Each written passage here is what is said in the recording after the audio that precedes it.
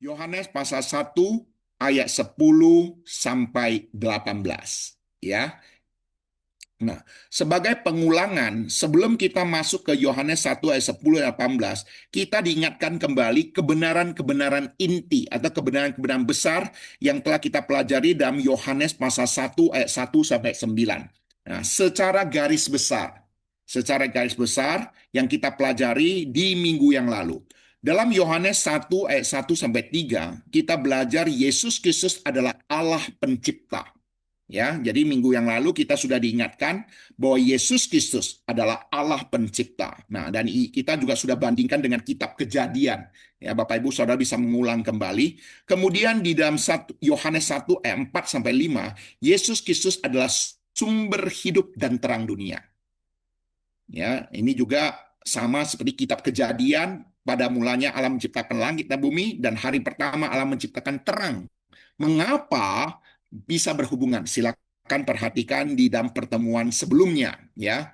Ini sesuatu hal yang indah juga. Nah, di dalam Yohanes 1 ayat 6 sampai 9, ketika Yesus Kristus adalah pencipta, Yesus Kristus adalah terang dan hidup. Nah, di sini juga diingatkan Yohanes Pembaptis diutus Allah menjadi saksi Kristus. Yohanes 1 ayat 6 sampai 9. Nah, jadi Bapak Ibu Saudara, lanjutannya hari ini kita akan melihat ketika Yesus ada pencipta, Yesus ada terang dan hidup, dan kemudian Yohanes Pembaptis diutus Allah menjadi saksi Kristus. Ayat selanjutnya kira-kira apa? Nah, ini sesuatu hal yang indah. Nah, namun sebelum ke sana, kita akan kembali melihat dulu tujuan utama Injil Yohanes ditulis, ya. Minggu yang lalu sekilas saya sudah sampaikan, namun saya ingin mempertegas kembali karena ini sesuatu yang sangat penting sekali sehingga di dalam pembelajaran kita fokus. Pembelajaran kita fokus kepada tujuan daripada Injil Yohanes ini ditulis. Perhatikan, Yohanes 20 ayat 31. Ini ayat yang penting yang memberitahu kepada kita tujuan daripada Injil Yohanes ditulis. Tetapi semua yang tercantum di sini telah dicatat, supaya kamu percaya bahwa Yesus adalah Mesias, Anak Allah, dan supaya kamu oleh imanmu memperoleh hidup dalam namanya. Dari ayat ini kita bisa melihat ada dua tujuan utama Injil Yohanes ditulis. Agar setiap pembaca percaya kepada Yesus yang adalah Mesias, Anak Allah. Kemudian, supaya memperoleh hidup kekal melalui iman dalam nama Yesus. Jadi Bapak Ibu Saudara perhatikan baik-baik. Di sini berbicara tentang keselamatan hidup kekal bukan berdasarkan ajaran, tetapi berdasarkan pribadi. Dan inilah yang membedakan keselamatan kekristenan dengan keselamatan daripada agama-agama lainnya. Keselamatan kekristenan itu didasarkan pada pribadi yang menyelamatkan kita, bukan berdasarkan ajaran yang dikerjakan oleh manusia. Camkan ini baik-baik, karena ini akan terus berulang untuk kita ketahui. Jadi perhatikan baik-baik, Injil Yohanes berfokus kepada pribadi Yesus Kristus, yang adalah Mesias, dia adalah anak Allah, dan melalui iman kita kepada Yesus Kristus itulah kita memperoleh hidup yang kekal. Jadi Bapak Ibu Saudara bisa melihat betapa pentingnya kita belajar Injil Yohanes, supaya kita semakin mengenal siapa Tuhan yang kita sembah. Banyak sekali dalam dunia ini orang menyembah namanya Tuhan, tapi dia tidak mengenal siapa Tuhan yang dia sembah. Saya juga tidak mau terjadi bagi kita. Dan harapan saya melalui pembinaan pendalaman Alkitab Injil Yohanes ini, kita semakin mengenal Yesus Kristus, yang bukan hanya selama ini kita kenal sebagai Tuhan dan Juru Selamat. Kita akan melihat kehidupan Yesus Kristus bagaimana, karakter Yesus Kristus bagaimana, dan akhirnya kita bisa meneladani Yesus Kristus di dalam kehidupan kita. Ya, jadi dengan harapan hidup kita juga diperbaharui hari demi hari. Nah, kalau kita perhatikan baik-baik, tujuannya sudah cukup jelas. Nah, pertanyaan selanjutnya adalah, Injil Yohanes ini ditujukan kepada siapa? Konteksnya kita perlu ketahui. Injil Yohanes ini ditujukan kepada siapa? Pertama, sasaran pertama adalah kepada orang Yahudi. Nah, orang Yahudi di sini ada dua macam. Orang Yahudi yang belum percaya, orang Yahudi yang sudah percaya. Orang Yahudi yang belum percaya adalah mereka percaya kepada Allah pencipta dan percaya kepada Nabi Musa, tetapi belum percaya pada Yesus sebagai Mesias. Contohnya Nikodemus. Nah, jadi perhatikan baik-baik. Sasaran Injil Yohanes ini kepada orang Yahudi yang percaya adanya Allah, percaya pada hukum Musa, tetapi tidak percaya pada Yesus Kristus. Nah, jadi ini Injil Yohanes ditulis. Kemudian kepada orang Yahudi yang sudah percaya. Maksudnya pada orang Yahudi yang percaya pada Yesus. Ya, dan pada saat ini di dalam Injil Yohanes ini akan menjelaskan bahwa Yesus lebih besar dari Musa, lebih besar dari Yakub, lebih besar dari Bait Allah. Dan dia adalah penggenapan seluruh perjanjian lama. Jadi kalau perhatikan baik-baik, kepada orang yang belum percaya, Injil Yohanes ditulis supaya mengenal Yesus Kristus, dan kepada yang sudah percaya, orang-orang yang percaya ini semakin mengenal Yesus. Nah, Bapak Ibu Saudara, mungkin kita juga begitu ya, semakin supaya kita semakin mengenal Kristus. Nah, ini kepada orang Yahudi. Kepada sasaran kedua juga kepada orang non-Yahudi. Orang non-Yahudi siapa? Pencari kebenaran, yang mencari kebenaran. Orang Yunani yang mencari Yesus, wanita Samaria yang hidupnya kacau, ya, tetapi dia sudah menyembah Allah gitu loh. Nah, dan juga kepada orang non-Yahudi yang sudah percaya. Ini kepada abad pertama, gereja di abad pertama. Kemudian kepada semua orang di segala zaman. Ya, jadi Injil Yohanes ini juga bersifat universal, melampaui batas bangsa, budaya, dan zaman. Ya, jadi kita juga termasuk kepada sasaran yang kedua, karena kita adalah orang non-Yahudi. Ya, orang non-Yahudi, ya, apakah kita ini orang yang belum percaya Tuhan Yesus, tapi berusaha mencari kebenaran, ataukah orang yang sudah percaya Tuhan Yesus?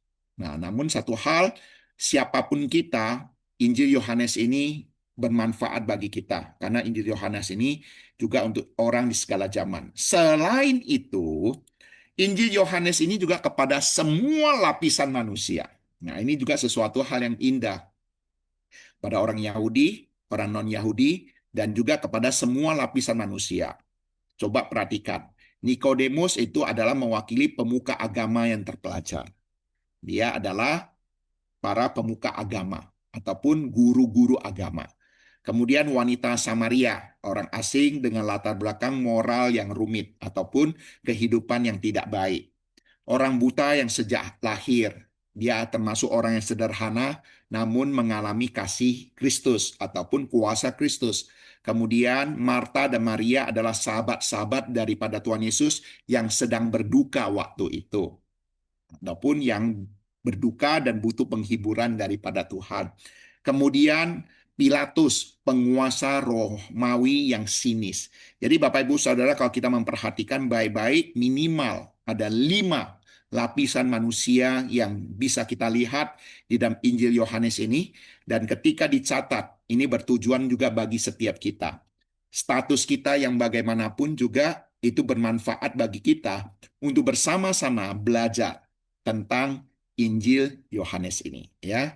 Jadi kesimpulan daripada ini adalah Injil Yohanes adalah undangan terbuka bagi semua orang. Yahudi, non-Yahudi, orang yang religius, orang ateis, kaya, miskin, terpelajar, sederhana, untuk datang pada Yesus. Percaya pada Yesus dan menerima hidup yang kekal dalam nama Yesus. Nah, jadi perhatikan baik-baik. Ya, pribadi Yesus itu begitu ditekankan. Memperkenalkan siapa Yesus Kristus, agar yang mendengarkannya boleh percaya kepada Yesus Kristus, dan bukan hanya percaya pada Yesus Kristus, memperoleh hidup kekal di dalam Kristus.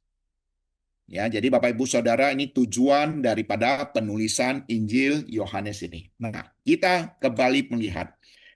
Minggu lalu kita sudah belajar Yohanes 1 ayat 1-9, Yesus Kristus ada pencipta, Yesus Kristus ada terang yang menerangi kegelapan.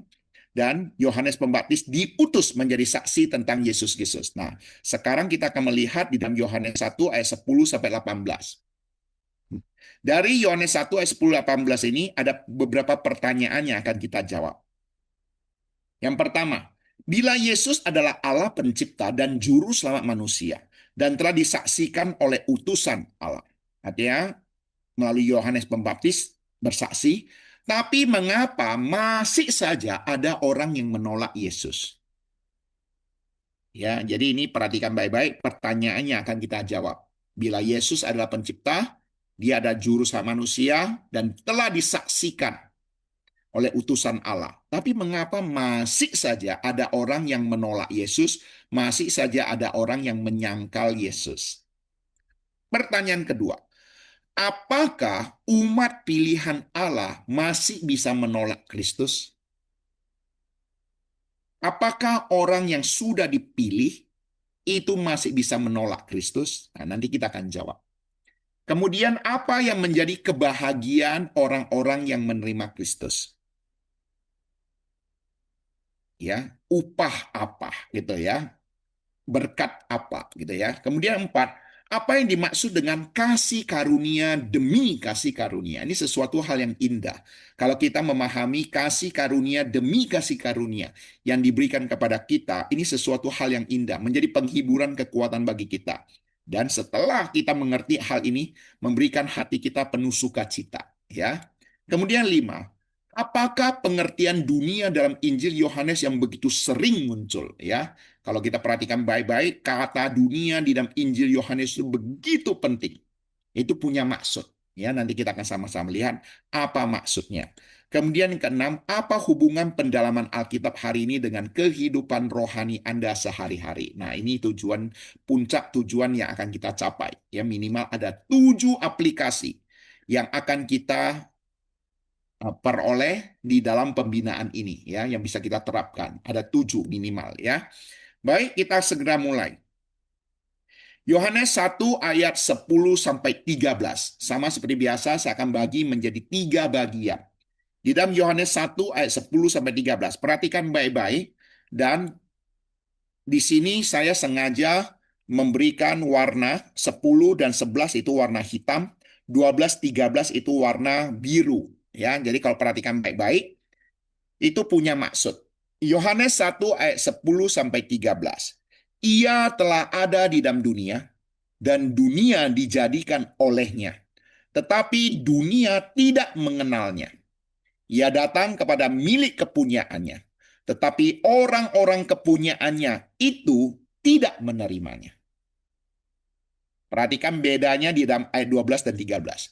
Tetapi semua orang yang menerimanya diberinya kuasa supaya menjadi anak-anak Allah, yaitu mereka yang percaya dalam namanya. Orang-orang yang diperanakkan bukan dari darah atau dari daging, bukan pula secara jasmani oleh keinginan seorang laki-laki, melainkan dari Allah. Ingat kata terakhir, melainkan dari Allah. Nah, kalau perhatikan baik-baik, masih ingat di dalam pembelajaran kita Yohanes 1 ayat 1 sampai 9. 3 poin pertama, Yesus adalah pencipta, Yesus ada terang dan hidup di tengah-tengah kegelapan. Kemudian yang ketiga, Yohanes Pembaptis diutus Allah menjadi saksi. Oke? Perhatikan 3 poin ini punya hubungan dengan pembelajaran kita. Ketika sudah ada yang bersaksi, ini berbicara Yohanes 1, 10, 13. Ini berbicara tentang apa? Berbicara tentang respon. Ketika Yohanes pasal 1, ayat 1 sampai 9 memberitahu pada kita 3 hal. Yesus pencipta, Yesus ada terang dan hidup, Yesus disaksikan oleh utusan Allah yaitu Yohanes Pembaptis. Nah, di dalam Yohanes 1, 10, 13 memberitahu kepada kita respon. Nah, ada 2 respon manusia. Di dalam pembelajaran ini memberitahu pada kita begini. 2 respon manusia terhadap Yesus.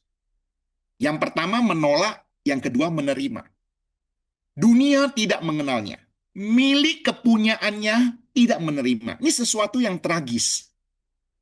Pencipta kita ditolak. Bapak, Ibu, Saudara, coba kita bayangkan. Dunia ini diciptakan. Kita manusia diciptakan. Tetapi manusia menolak pencipta. Manusia fokus kepada yang dicipta. Alam semesta, dunia, dan sebagainya. Dan lebih celaka lagi adalah Allah menciptakan manusia untuk menguasai alam semesta. Tetapi yang lebih kacau lagi adalah alam semesta seakan-akan menjadi Tuhannya manusia. Sehingga manusia berkata, semesta berkata. Semesta demikian. Seakan-akan semesta itu lebih tinggi daripada posisi manusia. Ini terbalik, Bapak, Ibu, Saudara. Allah menciptakan manusia berkuasa atas alam semesta. Tetapi manusia tidak mau mengenal Allah, menyembah Allah, bahkan menolak Allah di dalam diri Yesus Kristus, lebih meninggikan alam semesta. Nah, ini loh masalahnya. Apakah Allah sejati menghendaki, apakah pencipta sejati menghendaki manusia ciptaannya lebih meninggikan ciptaan daripada meninggikan pencipta itu sendiri? Ini sesuatu yang tragis, Bapak, Ibu, Saudara. Ya, ini sesuatu hal yang kalau Bapak, Ibu, Saudara bayangkan Anda sebagai orang tua, melahirkan anak susah payah, lalu anak-anak tidak menghormati Anda sebagai orang tua, tidak menghargai Anda sebagai orang tua, bahkan tidak peduli kepada Anda. Dia lebih peduli kepada kekayaan Anda. Dia lebih peduli pada apa yang Anda berikan kepada dia. Bukankah itu sesuatu hal yang sangat menyakitkan? Nah, namun sesuatu hal yang indah. Sekalipun ada yang menolak, tetap ada yang menerima. Semua yang menerimanya diberi kuasa menjadi anak-anak Allah. Jadi sesuatu hal yang indah. Bapak, Ibu, Saudara dikasih Tuhan, perhatikan baik-baik penjelasannya. Yohanes 1 ayat 10-11, respon mereka yang menolak Yesus. Perhatikan, ia telah ada di dalam dunia. Dunia dijadikan olehnya, tapi dunia tidak mengenalnya. Ia datang kepada milik kepunyaannya, tetapi orang-orang kepunyaannya itu tidak menerimanya. Kalau kita perhatikan, yang pertama dan kedua, kira-kira ada bedanya tidak? Ia telah ada di dalam dunia, dunia dijadikan olehnya, tapi dunia tidak mengenalnya. Kemudian yang kedua, ia datang kepada milik kepunyaannya, tetapi orang-orang kepunyaannya itu tidak menerimanya. Kira-kira Bapak, Ibu, Saudara, di dua kalimat ini ada perbedaan tidak? Kalau Anda menyelami secara baik-baik, ini ada perbedaan yang sangat menyolok. Di atas, seakan-akan itu berbicara kepada kita tentang wahyu umum. Di bawah berbicara kepada kita wahyu khusus. Dan celakanya wahyu umum disampaikan, mereka tidak mengenal. Wahyu khusus disampaikan, mereka tidak menerimanya. Jadi Bapak, Ibu, Saudara, ini sesuatu yang tragis yang terjadi di dalam diri Yesus Kristus yang disampaikan dalam Injil Yohanes ini. Oleh sebab itu, mari kita sama-sama bahas dan kupas ayat demi ayat ini. Perhatikan baik-baik. Kita akan melihat tipe-tipe penolakan yang ada. Nah, yang pertama, tipe penolak yang pertama adalah orang yang tidak mengenal Yesus. Ini berbicara tentang ketidaktahuan rohani. Hidup di dunia ciptaan Kristus, tapi tidak sadar bahwa Yesus adalah pencipta dan Tuhan. Kenapa? Karena dia belum mendengar Injil. Yesus dianggap hanya tokoh sejarah, Yesus hanya dianggap sebagai guru moral. Dia tidak mengenal Yesus itu sebagai pencipta. Dia hanya mengenal Yesus sebagai tokoh sejarah, hanya mengenal Yesus sebagai guru moral. Jadi di sini berbicara kepada orang yang tidak mengenal Yesus di dalam ketidaktahuan. Ketika dia melihat alam semesta, melihat bulan, bintang, matahari, dia hanya mengetahui ada pencipta. Tapi dia tidak mengenal bahwa pencipta itu bernama Yesus Kristus. Sehingga mereka tidak bisa menerimanya. Saya harap Bapak Ibu Saudara bisa mencerna apa yang saya sampaikan. Kemudian yang kedua, tipe penolakan adalah mengenal Allah tetapi tidak mengenal Yesus. Nah, ini mereka tahu Allah pencipta langit dan bumi. tetapi mereka tidak mengenal Yesus Kristus yang juga adalah pencipta. Oleh sebab itulah Tuhan Yesus di dalam kalimat berkata, di dalam firman berkata, ia datang kepada milik kepunyaannya, yaitu apa? Bangsa Israel, umat pilihan Allah. Mereka percaya pada Allah, mereka percaya pada hukum Musa, mereka percaya pada Nabi Musa, mereka memiliki hukum Taurat, mereka menantikan Mesias. Tapi ketika Yesus datang, mereka tidak percaya pada Yesus adalah Mesias. Ini loh celakanya, bahkan mereka sampai sekarang menantikan Mesias. Ini terjadi kepada bangsa Israel yang hari ini mayoritas beragama Yahudi. Nah, di sini berbicara juga kepada kita orang yang rajin beragama. Percaya pada Tuhan tapi tidak mengenal Yesus sebagai anak Allah. Nanti kita kontekskan dengan kondisi masa kini ya. Nah, ini perhatikan. Ini mengenal Allah tapi tidak mengenal Yesus. Tipe penolakan yang ketiga lebih celaka lagi. Mengenal Yesus tetapi menolak dia. Nah, perhatikan. Di sini katakan orang-orang kepunyaannya itu tidak menerimanya. Contoh dalam Injil Yohanes yaitu para pemimpin agama Yahudi. Ahli Taurat, orang Farisi yang mendengar pengajaran Tuhan Yesus. Mereka menyaksikan mujizat Tuhan Yesus, tetapi tetap menolak. Bukan karena ketidaktahuan, tetapi ketidaktaatan. Ya, jadi di sini berbicara pada orang-orang yang tidak taat. Jadi kalau kita perhatikan ada 3 macam penolakan. Orang-orang yang menolak Yesus di dalam Yohanes 1 ayat 10 sampai 11 yaitu tidak mengenal Yesus, yaitu orang-orang yang tidak tahu lah ya. Kemudian kedua mengenal Allah tapi tidak mengenal Yesus. Mereka mengenal Allah pencipta, mengenal hukum Musa, tapi mereka tidak mengenal Yesus. Yang ketiga lebih celaka, mengenal Yesus tapi menolak dia. Ini namanya tidak taat ataupun karena ya kalau ahli Taurat orang Farisi mereka para pemimpin agama karena iri hati mereka menolak Yesus. Nah perhatikan baik-baik 3 macam penolakan ini. Nah sekarang kita hubungkan. Ada 6 macam orang yang menolak Kristus di zaman ini atau di masa kini. Nah, coba kita perhatikan hubungannya apa yang dicatat di firman Tuhan dengan orang-orang yang menolak Kristus di zaman ini. Siapa mereka?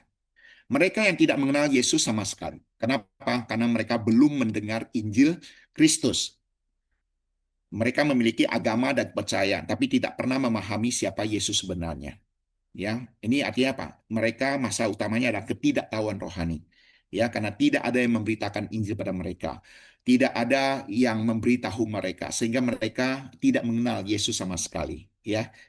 Yang kedua, religius tetapi tidak menerima Kristus. Ini adalah mirip orang Yahudi pada zaman Yesus. Mereka rajin beragama, mereka hidup moral baik, percaya kepada Tuhan, percaya kepada Allah, namun tidak menerima Yesus sebagai anak Allah dan juru selamat. Ya, ini orang-orang Yahudi, ya, mereka sangat setia, sangat tekun di dalam agamanya. Maka tidak heran Rasul Paulus, Tuhan Yesus selalu berada di sinagog, ya, bait suci, bait Allahnya. Orang Yahudi mengajar di sana. Supaya apa? Mereka mengenal Allah, mereka mengenal hukum Musa, tapi mereka belum menerima Yesus. Mereka orang-orang yang religius, mereka orang-orang yang rohani, tetapi tidak menerima Yesus. Ya, nah, ini sama juga seperti sekarang ini. Banyak orang yang rajin beribadah, ya, sembahyang dan sebagainya, tapi mereka tidak menerima Yesus zaman sekarang ini. Kemudian tipe ketiga orang yang menolak Yesus apa? Hanya menganggap Yesus sebagai guru moral. Mereka mengakui Yesus sebagai guru yang baik, nabi besar, tokoh moral. Mereka menolak keilahian Yesus. Mereka tidak bisa menerima Tuhan Yesus adalah juru selamat. Banyak orang modern menghormati Yesus, tetapi berhenti sebelum percaya kepadanya sepenuhnya. Artinya apa? Mereka tidak sungguh-sungguh mengenal Yesus secara benar. Mereka hanya mengenal kulitnya saja, sehingga mereka hanya mengenal Yesus sebagai guru moral, guru yang agung, tapi tidak mengenal Yesus adalah Allah. Tipe keempat, orang yang menolak Yesus adalah orang yang mengandalkan kebaikan sendiri, menganggap diri baik, menganggap diri tidak pernah merugikan orang lain. Ya, kalau Hokkien sosial wakong ya, ya bu pien lang, bu hai lang, bu hai silang. Nah, ngapain saya butuh Tuhan? Ya, saya mengandalkan diri sendiri.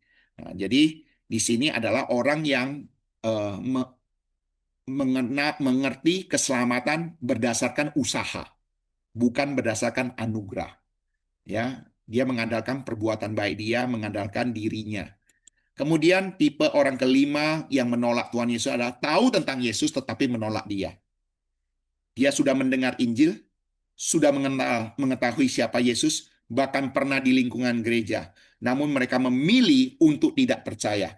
Ini penolakan yang penuh kesadaran. Siapa mereka? Bukan tidak mungkin. Mereka yang disekolahkan di sekolah Kristen. Sejak kecil sekolah di sekolah Kristen. Ikut sekolah minggu. Tetapi tetap menolak Yesus sebagai Tuhan dan Juru Selamat. Bapak, Ibu, Saudara, saya ketika menyampaikan ini, Anda bisa membayangkan orang-orang yang Anda kenal selama ini. Berbicara tentang kekristenan, mereka mengetahuinya. Bahkan ujian agama nilai mereka 100, kita hanya 80. Tapi nyatanya mereka justru menolak Yesus. Ya, ini juga perlu kita sama-sama pahami. Ada orang demikian. Tipe 6, orang menolak Yesus adalah apa? Karena cinta dunia. Kenikmatan dunia, ambisi, demi kekayaan, demi berdagang, berbisnis, demi jabatan. Ya, kalau saya jadi orang Kristen, saya tidak bisa naik jabatan, nggak bisa naik pangkat, saya tidak bisa berpengaruh kepada orang-orang di sekitar. Sehingga tidak heran banyak artis-artis yang ganti agama. Banyak politikus-politikus yang pindah agama. Demi apa? Cinta dunia. Ya, jadi ada lagi yang kehidupan dosa apa? Ya mungkin karena dia ingin punya istri lebih dari satu dan sebagainya. Jadi Bapak Ibu Saudara bisa melihat dalam konteks sekarang ini banyak orang menolak Yesus banyak alasan. Jadi ini minimal ada 6. Ya, mungkin saya hanya bisa sampaikan minimal ada 6 tipe manusia yang menolak Yesus. Nah, saya harap kita yang mendengarkan firman Tuhan itu tidak ada lah ya yang menolak Kristus ya. Kemudian kalau kita perhatikan pemahaman dunia ya, menurut Injil Yohanes ya, tadi kan ada membahas tentang dunia. Dalam Injil Yohanes kata dunia, kosmos muncul sekitar lebih kurang 78 kali. Ini jauh lebih banyak dibandingkan dengan Injil-Injil lainnya. Menunjukkan bahwa Yohanes sangat menekankan hubungan antara Yesus dan dunia. Ya, jadi sebutan kata dunia itu kata melampaui Injil lainnya. Jadi di sini pasti punya maksud. Ya, tadi sengaja saya beri warnanya berbeda. Untuk memberitahu pada kita, waktu kita baca Injil Yohanes, kata dunia itu berulang-ulang kali disebut. Namun kita perlu pahami untuk memahami Injil Yohanes ini. Apa arti dunia dalam Injil Yohanes? Kata dunia tidak hanya punya satu arti, tetapi digunakan dalam beberapa makna berbeda, tergantung konteks daripada nas Alkitab itu. Nah, yang pertama dunia sebagai ciptaan. Ini netral. Artinya dunia sebagai ciptaan Allah. Yohanes 1 ayat 10, ia telah ada di dalam dunia dan dunia dijadikan olehnya. Jadi pemahaman dunia di sini bersifat netral, ciptaan. Ya, tetapi dunia sebagai manusia. Ini berbicara tentang dunia itu dalam arti manusianya, objek kasih Allah. Ini berbicara pada seluruh umat manusia. Yohanes 3:16 berkata, karena begitu besar kasih Allah akan dunia ini. Artinya apa? Kasih Allah begitu besar bagi seluruh umat manusia. Ya, nah, makanya oksigen diberikan kepada seluruh dunia.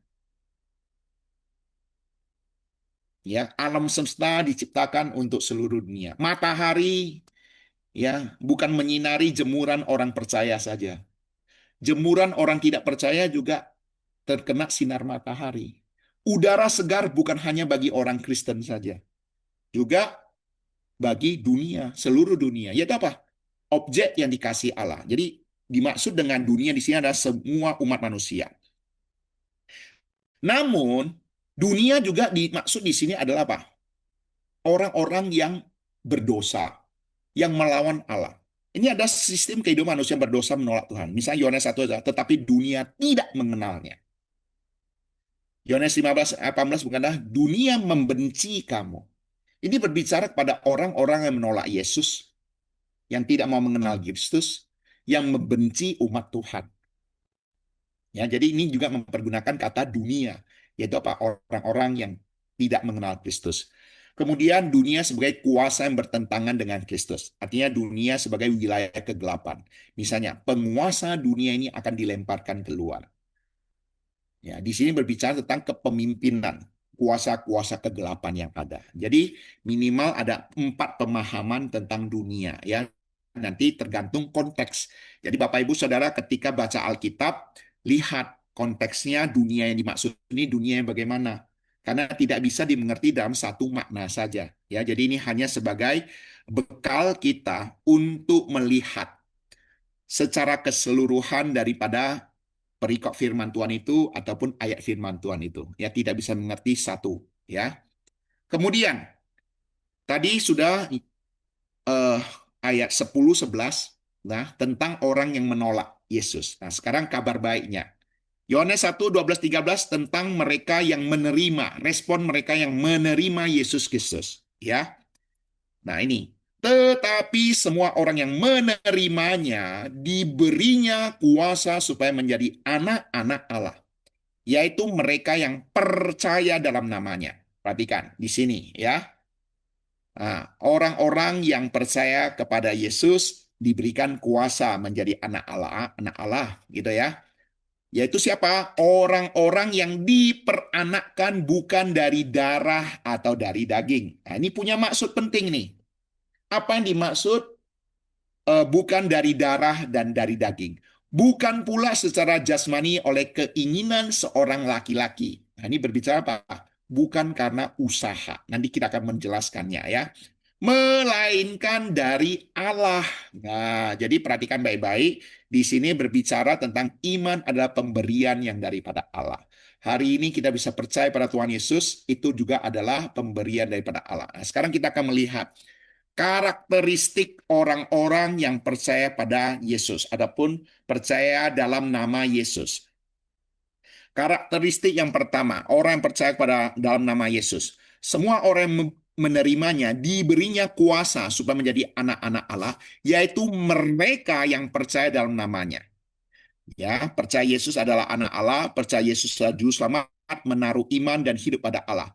Bukan hanya tahu, tetapi tentang Yesus, tapi percaya padanya. Ya, jadi kita harus bisa mengerti, di dalam dunia ini banyak orang tahu Yesus, tapi tidak mengenal Dia, tidak mau percaya kepada Dia. Ya, banyak siswa-siswi di sekolah Kristen tahu Yesus itu siapa, tapi tidak mau percaya kepadanya, tidak mau mengenal Dia. Ya, sedangkan kita mungkin saja bukan dari sekolah Kristen. Tetapi kenapa hari ini kita bisa percaya pada Tuhan Yesus? Percaya dalam nama Tuhan Yesus. Ini sesuatu hal yang indah. Kita bukan keluarga Kristen. Lingkungan kita bahkan tidak ada pun satu pun yang Kristen. Tapi hari ini kita bisa percaya pada Tuhan Yesus. Sungguh indah. Karakteristik yang kedua adalah orang yang dilahirbarukan oleh Allah. Ya, di sini katakan orang-orang yang diperanakkan bukan dari darah atau dari daging. Bukan secara jasmani oleh keinginan seorang laki-laki, melainkan dari Allah. Jadi di sini berbicara tentang karya Allah. Hati diubahkan oleh Tuhan, kehidupan rohani yang diubahkan menjadi baru, dan mencintai kebenaran. Ya, inilah kemudian dijelaskan Yesus kepada Nikodemus tentang lahir baru. Ya, jadi karakteristik yang kedua dilahirbarukan oleh Allah. Kemudian siapa mereka yang menerima Yesus? Yang ketiga, tidak bergantung keturunan. Jadi keselamatan bukan oleh karena keturunan. Bukan ya, keselamatan tidak diwariskan. Jadi jangan berpikir hari ini eh, saya dari keluarga Kristen, tetapi sembarangan hidup dan merasa aku pasti diselamatkan. Tidak. Keselamatan tidak diwariskan. Ini ada case khusus ya, kalau bayi beda ya. Nah, ini saya berbicara pada kita gitu ya. Keselamatan tidak diwariskan, bukan karena kita keluarga Kristen, bukan karena kita bangsa tertentu, bukan juga karena tradisi agama. Setiap orang harus secara pribadi menerima Yesus sebagai Tuhan dan Juru Selamat. Ini berbicara tentang keselamatan. Jadi di sini juga menyingkapkan sebuah rahasia bagi kita. Orang yang menerima Kristus secara pribadi, bukan dari darah dan daging. Artinya bukan berdasarkan warisan. Dan bukan berdasarkan mengandalkan usaha manusia. Bukan dari keinginan daging. Ya, bukan usaha manusia, perbuatan baik, tetapi semata-mata ada anugerah Allah, pemberian Allah. Nah, ini yang karakter yang kita kenal sebagai dipilih dan dikerjakan oleh Allah. Kata melainkan dari Allah itu berbicara tentang keselamatan. Hari ini kita percaya pada Allah oleh karena Allah berkarya. Ya, di dalam teologi Reform mempercayai tentang predestinasi, umat pilihan Allah. Ya, keselamatan adalah pekerjaan Allah dalam hidup seseorang yang menyentuh hati kita, membuka mata rohani kita, menuntun kita kepada Yesus. Kalau Allah tidak menyentuh hati kita, Roh Kudus tidak membuka mata rohani kita tidak mungkin bisa mengenal Kristus. Jadi, di sini pemahaman yang harus kita pahami. Nah, sekarang coba kita buktikan. Karya keselamatan Allah bagi manusia. Saya hanya mengambil Injil Yohanes karena kita fokus kepada Injil Yohanes ya. Karya keselamatan Allah bagi manusia. Yohanes 6 ayat 37 berkata, "Semua yang diberikan Bapa kepadaku akan datang kepadaku." Ini perkataan Tuhan Yesus. Hari ini kita bisa datang kepada Tuhan Yesus karena sudah diberikan Bapa kepada Kristus. Yohanes 6 ayat 44 berkata, "Tidak ada seorang pun yang dapat datang kepadaku jikalau ia tidak ditarik oleh Bapa." Tidak ada seorang pun yang bisa datang kepada Tuhan Yesus kalau tidak ditarik oleh Allah Bapa. Nah, di sini berbicara tentang apa? Hari ini kita bisa percaya pada Tuhan Yesus, menerima Yesus Kristus. Ini juga oleh karena Allah Bapa yang berkarya. Yohanes 6 ayat 65. Tidak ada seorang pun dapat datang kepadaku kalau Bapa tidak mengaruniakannya kepadanya. Ini yang disebut kasih karunia. Segala sesuatu yang kita sesungguhnya tidak layak untuk memperolehnya. Tapi Tuhan memberikannya kepada kita. Jadi Bapak Ibu Saudara, ini jangan dipahami secara negatif. Harusnya kita pahami secara positif. Semua manusia telah berdosa. Semua manusia telah kehilangan kemuliaan Allah. Seharusnya semua manusia jatuh ke dalam dosa. Tetapi oleh karena kasih karunia daripada Allah itulah menarik kita untuk percaya pada Yesus Kristus dan menerima keselamatan. Ya, jadi ini sesuatu yang harus kita pahami. Dari seluruh ayat di atas terlihat pola yang konsisten. Pemilihan daripada Allah, panggilan daripada Allah, membuat kita bisa beriman dan percaya pada Yesus Kristus dan menerima keselamatan daripadanya. Jadi bukan manusia yang memilih dulu, tetap baru Allah menerima. Tetapi Allah yang memilih sehingga manusia dimampukan untuk percaya. Ini pemahaman di dalam Injil Yohanes yang tercatat di dalam nas Alkitab yang kita baca ini. Ya, kalau Bapak Ibu Saudara mau mengerti dalam pemahaman yang berbeda, silakan. Tetapi saya memahaminya Injil Yohanes dan pemahaman yang demikian. Bahwa hari ini keselamatan kita oleh karena karya Allah. Hari ini guys percaya pada Tuhan karena pemberian daripada Tuhan. Iman pun adalah pemberian daripada Tuhan, bukan karena usaha manusia, bukan karena kepintaran daripada pendeta berkhotbah ataupun penginjil yang pintar menginjili, bukan. Kalau Tuhan tidak menggerakkan pendeta berkhotbah, kalau penginjil Tuhan tidak utus untuk menginjili, kita sama sekali tidak mungkin bisa mendengarkan Injil dengan baik. Ya, apakah umat pilihan bisa gagal dan binasa? Ya, menurut teologi Reform, umat pilihan Allah tidak mungkin binasa. Karena keselamatan adalah karya Allah dari awal sampai akhir. Ya, jadi apakah umat pilihan bisa gagal, binasa? Tidak mungkin. Ya, apa dasar Alkitabnya? Perhatikan baik-baik. Kembali Yohanes 10 ayat 27-8. Yesus sendiri yang menjamin keselamatan orang pilihan. Domba-dombaku mendengar suaraku. Aku memberikan hidup yang kekal kepada mereka, dan mereka pasti tidak akan binasa sampai selama-lamanya. Jadi di sini berbicara kepada domba-domba yang mendengar suara Tuhan Yesus. Dan Tuhan yang memberikan hidup kekal kepada kita, dan kita tidak akan binasa sampai selama-lamanya. Jadi Ciri daripada orang yang benar-benar menerima keselamatan ya pasti mendengar suara Tuhan Yesus. Sungguh-sungguh belajar firman Tuhan. Itu cirinya. Jadi bagaimana Pak? Orang Kristen tapi tidak mau mendengar suara Tuhan Yesus. Ya, itu perlu diragukan. Ini tidak berlaku bagi mereka. Ini berlaku bagi mereka yang sungguh-sungguh mau mendengar suara Tuhan. Hari ini kita bisa mendengar suara Tuhan adalah anugerah. Kan tadi sudah katakan, dalam dunia ini ada orang yang tidak pernah mendengar nama Yesus loh. Dari lahir sampai mati tidak pernah mendengar nama Yesus. Bagaimana mereka bisa mengenal Yesus? Bagaimana mereka bisa percaya pada Tuhan Yesus? Wong belum pernah mendengar nama Tuhan Yesus. Allah memegang dan menjaga orang percaya. Yohanes 10:29 mengatakan, Bapakku lebih besar dari siapapun, dan seorang pun tidak dapat merebut mereka dari tangan Bapa. Nah, ini juga perkataan dari Tuhan Yesus sendiri untuk menjamin keselamatan kita. Jaminan keselamatan kita bukan karena usaha manusia, bukan karena kuatnya kerohanian kita, tetapi oleh karena Allah yang menjaga. Dan di sini memberitahu kepada kita karena Allah lebih besar dari siapapun juga. Kalau ada kuasa yang bisa merebut dari tangan Allah Bapa, berarti seakan-akan itu kuasa melampaui kuasa daripada Allah. Tapi sebab itulah Tuhan Yesus mengatakan, Bapakku lebih besar dari siapapun, termasuk kuasa-kuasa kegelapan. Dan seorang pun tidak dapat merebut mereka dari tangan Bapa. Ini adalah sebuah jaminan keselamatan. Kemudian Yohanes 6 ayat 39, Yesus tidak akan kehilangan satu pun. Aku tidak akan kehilangan seorang pun dari semua yang diberikannya kepadaku. Seakan-akan jumlahnya sudah ada dan diberikan pada Tuhan Yesus, dan tidak akan ada satu pun yang hilang. Kalaupun ada satu yang hilang, Tuhan Yesus akan pergi mencari. Sama seperti satu ekor domba yang hilang di antara 100, meninggalkan yang 99. Pertanyaan yang sering kali muncul, bagaimana dengan orang yang murtad? Bahkan lebih ekstrim, dia dulu pendeta loh Pak.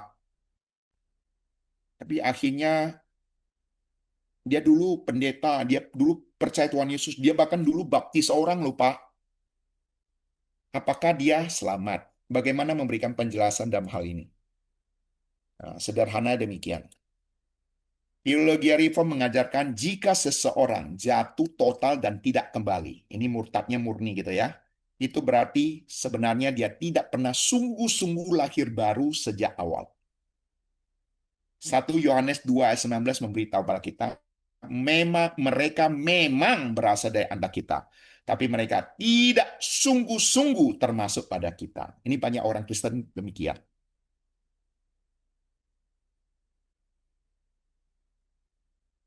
Mereka berpikir sudah ada keselamatan bagi dia.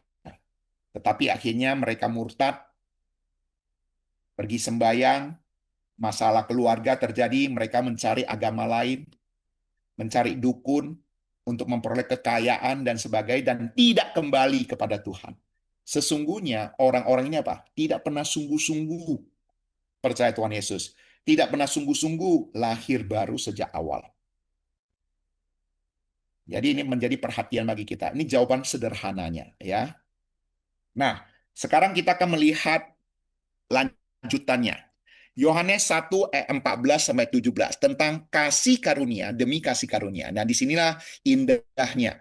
Ketika kita sudah diingatkan, hari ini kita bisa beriman pada Tuhan oleh karena pemberian Allah, oleh karena karya Allah, dan inilah disebut dengan kasih karunia. Nah, yang indahnya lagi, kasih karunia ini bukan hanya keselamatan, tetapi kasih karunia demi kasih karunia. Apa maksudnya? Nah, ini perhatikan baik-baik. Yohanes 1, 14-17. Ya, kasih karunia katanya diulang berulang kali. Perhatikan baik-baik. Firman itu telah menjadi manusia. Ini berbicara tentang inkarnasi ya. Agama Kristen percaya inkarnasi. Inkarnasi artinya menjadi daging. Allah itu roh, dia menjadi daging, artinya menjadi manusia. Ya, tetapi tidak percaya reinkarnasi. Kalau namanya re itu artinya kembali, menjadi daging kembali. Nah, kita nggak percaya itu. Kita hanya percaya inkarnasi. Firman telah menjadi manusia dan diam di antara kita. Dan kita telah melihat kemuliaannya, yaitu kemuliaan yang diberikan padanya sebagai anak tunggal Bapa, penuh kasih karunia dan kebenaran. Yohanes memberi kesaksian tentang dia dan berseru katanya, inilah dia yang kumaksudkan ketika aku berkata, kemudian daripadaku akan datang dia yang telah mendahului aku, sebab dia telah ada sebelum aku. Padahal Yohanes Pembaptis lebih dahulu lahir loh daripada Tuhan Yesus. Tetapi statementnya mengatakan apa? Dia telah mendahului aku sebab dia telah ada sebelum aku. Kemudian ayat 16, karena dari kepenuhannya kita semua telah menerima kasih karunia demi kasih karunia. Ya. Atau karena kelimpahannya, ya, kita semua telah menerima kasih karunia demi kasih karunia. Sebab hukum Taurat diberikan oleh Musa, tapi kasih karunia dan kebenaran datang oleh Yesus Kristus. Jadi sini ada perbandingan tentang hukum Musa dan kasih karunia di dalam Yesus Kristus. Kita hari ini tidak lagi hidup di bawah hukum Taurat, tetapi di bawah kasih karunia daripada Yesus Kristus. Ya, jadi ini ada perbedaannya. Ya, nanti di dalam surat Paulus kita akan melihat perbedaan yang sangat menyolok. Ya, khususnya juga di surat Ibrani juga ada. Ya, surat Ibrani juga kita melihat perbedaan yang sangat menyolok tentang hukum Musa dan juga kasih karunia daripada Yesus Kristus. Baik, kita akan membahas Yohanes 1 ayat 14 sampai 17 ini.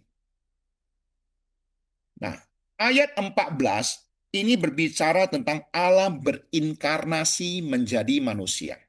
Firman itu telah menjadi manusia dan diam di antara kita.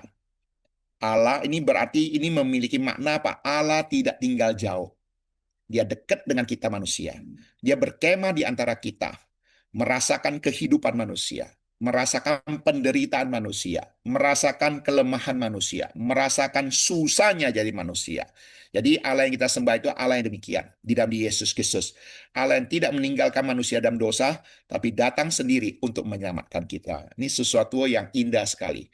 Bahwa Allah yang menciptakan kita, Allah yang mengetahui kelemahan kita, Allah yang tidak membiarkan kita berusaha sendiri untuk menyelamatkan diri. Tapi Allah yang justru datang di dalam diri Yesus Kristus menyelamatkan kita dan menolong kita.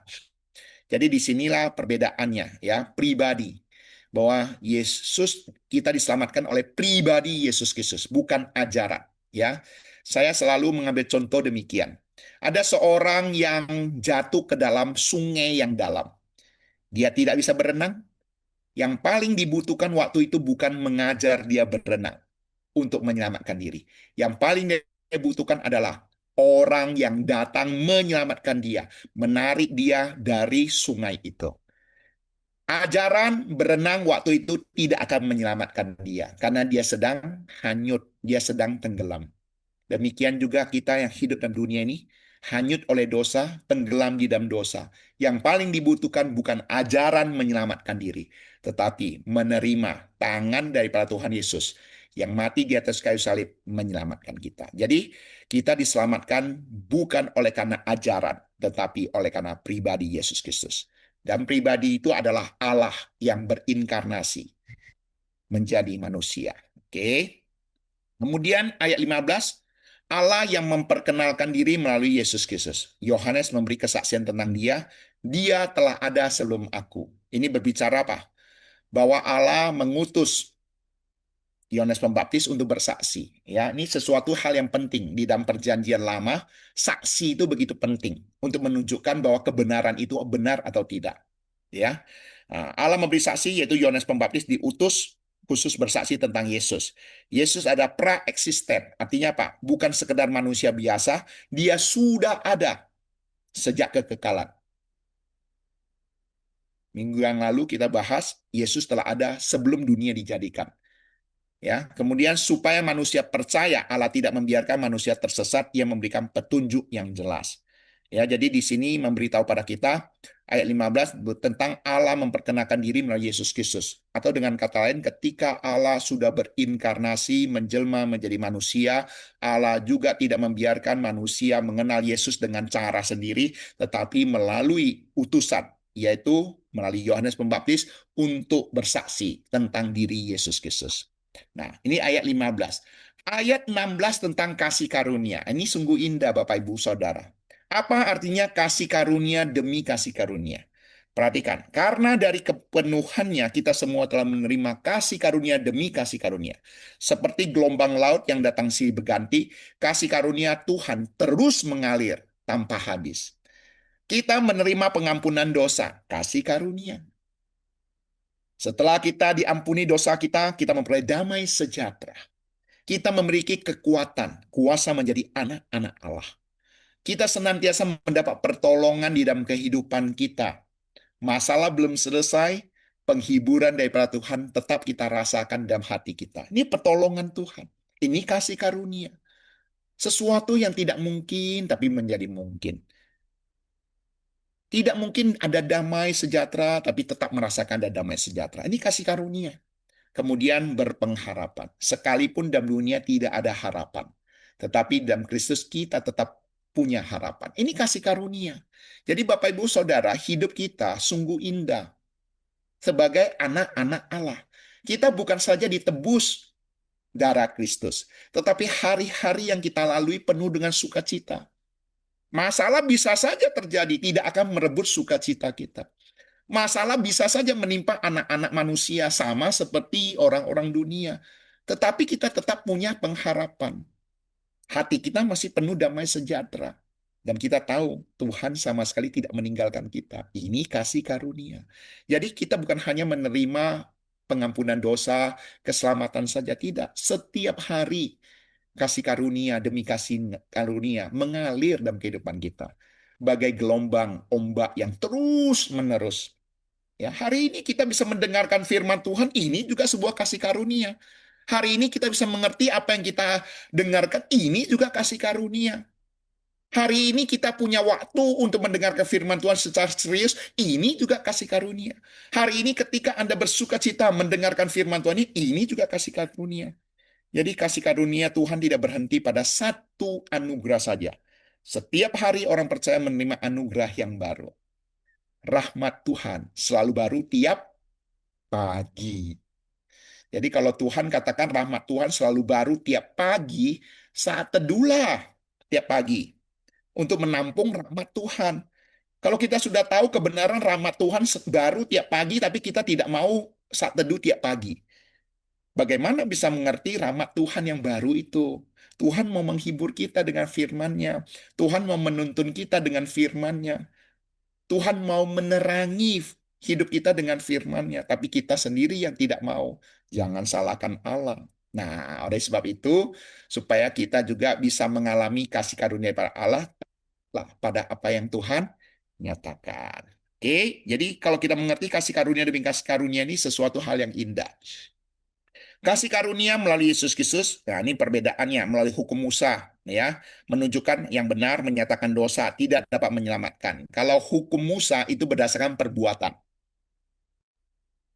Hukum Musa diberikan pada manusia supaya manusia mengenal dosa, supaya manusia mengerti apa yang mereka lakukan itu benar atau salah, dan supaya manusia mengerti manusia tidak mungkin tidak berdosa. Nah, jadi hukum Musa diberikan dahulu kepada manusia supaya manusia tahu kelemahan dia. Dengan usaha sendiri tidak mungkin manusia bisa menyelamatkan diri. Tetapi melalui Yesus Kristus, itulah kasih karunia. Dosa kita diampuni, kita dipulihkan kembali dan memperoleh hidup yang baru. Jadi di sinilah perbedaan antara hukum Musa dan kasih karunia. Hukum Musa berdasarkan perbuatan. Nah, inilah diajarkan oleh agama-agama lain. Keselamatan berdasarkan kebajikan dan perbuatan. Tetapi kekristenan meninggikan tentang kasih karunia yang Tuhan berikan bagi kita, yaitu karya Allah. Ya, jadi hukum Musa berdasarkan fokus kepada usaha manusia, kasih karunia fokus kepada karya Allah di dalam kehidupan kita. Nah, jadi di sini memberitahu kepada kita Yesus bukan hanya menunjukkan kebenaran, ia juga memberikan anugerah untuk menyelamatkan manusia. Jadi Tuhan Yesus bukan hanya sekedar memberikan ajaran, ia juga memberikan anugerah untuk menyelamatkan manusia, hadiah untuk kita. Jadi ini berbicara tentang Yohanes, ya, pasal 17. Oke? Sungguh luar biasa. Nah, sekarang kita akan melihat yang terakhir. Yang terakhir, ayat terakhir, ya, ini merupakan prolog Yohanes yang terakhir. Tidak seorang pun yang pernah melihat Allah, tetapi anak tunggal Allah yang ada di pangkuan Bapa, dialah yang menyatakannya. Tidak ada seorang pun yang bisa melihat Allah. Allah itu roh. Hanya anak tunggal Allah, Yesus Kristus. Dialah yang menyatakannya atau menyingkapkannya. Ya, jadi ini ada sebuah penutup daripada Yohanes 1 ayat 18. Ayat ini adalah prolog Yohanes sekaligus kesimpulan besar tentang siapa Yesus Kristus itu. Satu kebenaran ditegaskan Yohanes, hanya Yesus satu-satunya yang dapat menyatakan Allah kepada manusia. Ini wahyu khusus. Tidak ada seorang pun yang bisa melihat Allah. Hanya Yesus Kristus. Dan hanya Yesus Kristus yang menyatakannya. Karena Yesus adalah Allah yang menjelma jadi manusia. Nah, jadi kalau kita perhatikan Yohanes 1 ayat 18 ini, penjelasannya bagaimana? Tidak ada seorang pun yang pernah melihat Allah. Ini berbicara tentang siapa Allah itu. Identitas Allah itu siapa? Allah ini menegaskan tentang kemuliaan dan kekudusan daripada Allah. Allah itu roh. Dia maha kudus dan tidak dapat dilihat oleh mata manusia. Manusia tidak mungkin dapat mengenal Allah dengan sempurna, hanya melalui usaha dan pemikiran manusia. Jadi artinya apa? Manusia yang terbatas tidak mungkin bisa mengenal Allah tak terbatas secara sempurna. Manusia yang berdosa tidak mungkin bisa mengenal Allah yang maha kudus secara baik dan benar. Jadi sini berbicara tentang identitas Allah. Tidak ada seorang pun yang pernah melihat Allah itu sebenarnya memberitahu pada kita tentang identitas Allah. Siapa Allah itu sesungguhnya. Nah, bagian kedua kita melihat juga dengan anak tunggal Allah. Ini berbicara tentang Yesus Kristus yang memiliki hubungan yang unik di pangkuan Allah Bapa. Memiliki hubungan yang tak tertandingi dengan Allah Bapa. Dia bukan sekedar nabi, dia bukan sekedar utusan. Dia adalah Allah sendiri. Allah yang datang. Yesus adalah Allah yang datang kepada manusia. Jadi anak tunggal Allah. Ini sederhana begini. Yesus adalah Allah. Yesus anak Allah. Saya adalah orang. Saya adalah anak orang. Ini sesuatu yang tidak salah gitu loh, ya. Jadi jangan dihubungkan kepada kalau gitu istrinya Allah siapa, nggak perlu gitu ya. Ini hanya berbicara tentang status kita, ya. Nah, kemudian selanjutnya bagian ketiga yang ada di pangkuan Bapa. Ini maksudnya pangkuan Bapa juga atau duduk di sebelah kanan Allah itu semalam di dalam penjelasan sebelumnya saya juga sering katakan. Ini bukan berarti pangkuan seperti kita yang memangku anak, bukan begitu ya. Ini berbicara tentang keintiman, relasi yang intim. Ungkapan menggambarkan tentang kedekatan yang sangat dalam, sangat intim. Hubungan yang sangat intim, Yesus mengenal Bapa secara sempurna. Pengetahuan yang tak tertandingi, hanya Yesus yang benar mengenal, mengetahui siapa Allah itu sendiri. Ya, jadi ini maksud dengan pangkuan Bapa karena yang intim dengan Allah itulah yang mengenal Allah secara benar. Dan bagian yang keempat, dialah yang menyatakannya. Jadi kata menyatakan dalam bahasa Yunani itu artinya menjelaskan, mengungkapkan, memperlihatkan secara jelas, menyingkapkan. Yesus datang untuk memperkenalkan Allah kepada manusia. Ini adalah tujuan daripada Yesus Kristus datang ke dalam dunia, ya. Dan melihat Allah melalui Yesus Kristus. Allah penuh kasih, Allah Maha Kudus, dan hati Allah bagi manusia dan kebenaran Allah. Jika seseorang ingin mengenal Allah, ia harus melihat pada Yesus Kristus. Jadi inti daripada ayat 18 itu demikian. Dengan demikian kesimpulannya kita bisa lihat makna besar Yohanes 1 ayat 18, Allah tidak dapat dikenal sepenuhnya oleh manusia. Yesus adalah penyataan Allah yang sempurna dan melalui Yesus manusia dapat mengenal Allah. Ayat 18, kita mengenal siapa itu Allah. Dan hanya melalui Yesus kita boleh mengenal Allah. Tanpa Yesus kita tidak mungkin bisa mengenal Allah dengan benar. Oke, ini penjelasan di dalam ayat terakhir. Nah, sekarang kita akan melihat 7 hal yang akan kita taati sebagai respon ya aplikasi renungan kita pada malam hari ini. Ini aplikasinya harus kita lakukan, harus kita terapkan, harus kita taati. Yang pertama, kenalilah Yesus dengan sungguh-sungguh. Hari ini Anda sudah mengenal Yesus Kristus di dalam kebenaran firman Tuhan. Ini kasih karunia sudah dilimpahkan bagi kita. Percayalah pada Yesus Kristus dengan sungguh-sungguh.